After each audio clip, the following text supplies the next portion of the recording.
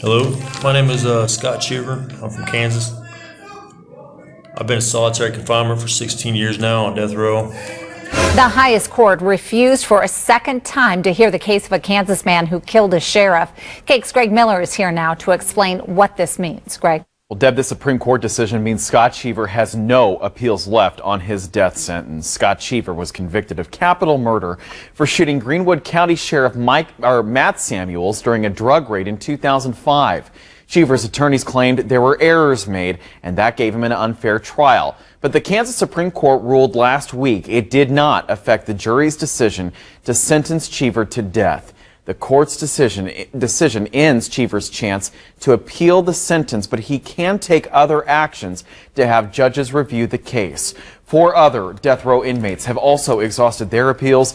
The last time Kansas executed an inmate was in 1965. My main message is about solitary confinement.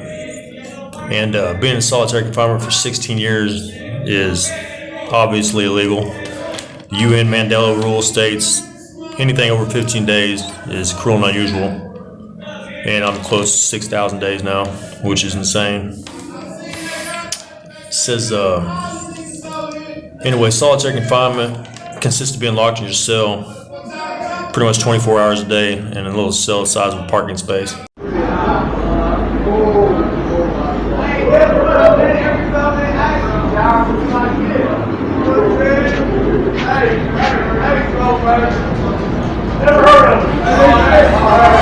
So hopefully this video will help bring solidarity between all of us convicts across the U.S., no matter what your crew or what state you're from.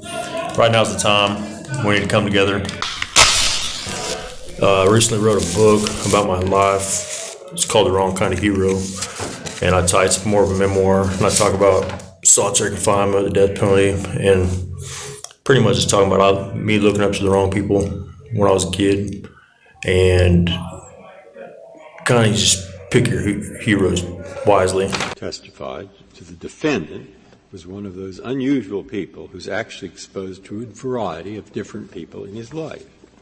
He had people who were criminal types, who were drug users. He found himself identifying and looking up to people, alternatively described as bad boys or outlaws, looking up to them, being impressed and awed by them, and in certain circumstances wanting to outdo them.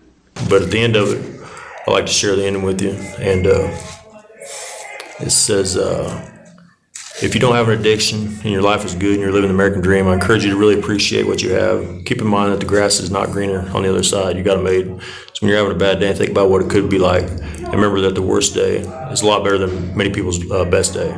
If you're a person that has someone you love that is locked up or hooked on drugs, remember addiction is a disease. It is curable with a lot of patience and love. Don't ever give up on them, no matter how lost of a cause they seem.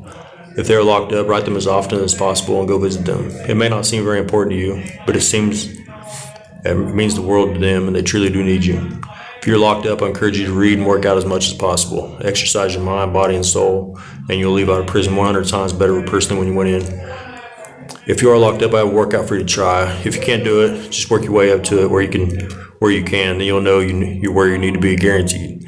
50 push-ups, 50 squats, back-to-back, superset, nonstop. As soon as you get done with squats, go to 49 push-ups and 49 squats, nonstop, then 48, all the way down to 1. And when you can get to where you can do that, it's pretty beast. It don't sound like a lot, but like out in society, like nobody out in society can do that workout.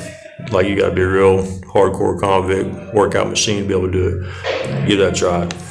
And most importantly, if you're a kid trying to figure out your life, I know it can be very confusing. The best advice I can give you is be careful who you hang out with. You'll be known by the company you keep. Anything that has to do with drugs or guns, stay away from it. They'll land you in prison every time. There's never been a successful drug dealer or gangster. Prison is a very boring existence, take my word for it. Once you hit prison, life's odds sway heavily against you. So make sure you pick your heroes wisely and don't pick the wrong kind of hero. And last, I'd just like to say, this ain't just coming from me and my buddies. This is all across the nation. We're trying to do this.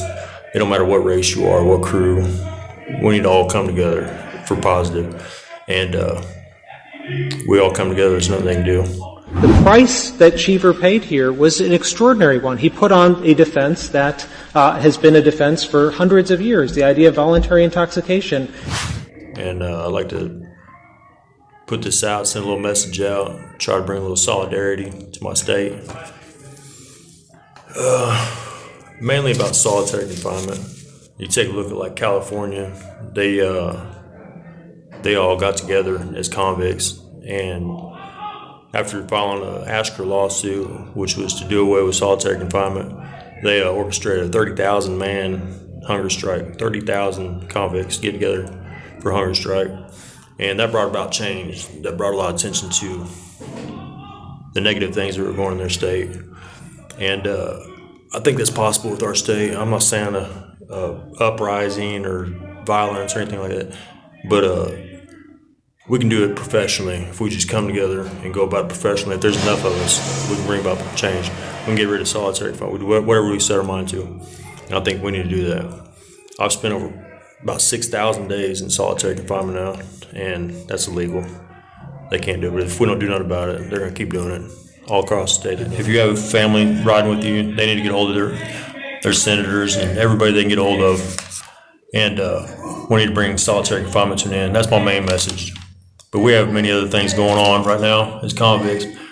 The new bill for the stimulus just stated that we're allowed to get Pell Grants now for college funding for inmates now, which we hadn't gotten for the last 20 years. So we need to take advantage of that. We need to get educated.